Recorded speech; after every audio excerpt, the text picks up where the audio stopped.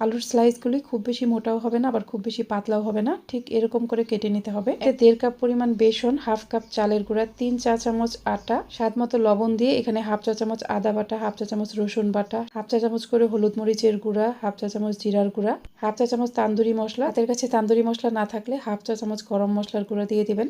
অল্প অল্প করে পানি দিয়ে একটা ঘন বেটার তৈরি করতে হবে। বেটারটা পাতলা হবে না, একটু ঘন হবে।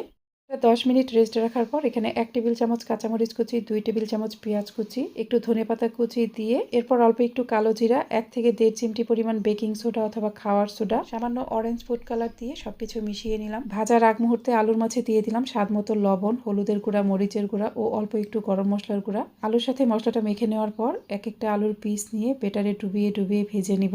তেলটা খুব বেশি গরম থাকবে না, আবার অনেক কম গরমও থাকবে না, লাল লাল করে সবকিছু ভেজে নিব। এরকম সহজ ও মজার রেসিপি পেতে চাইলে আমার পেজটিকে ফলো দিয়ে রাখবেন।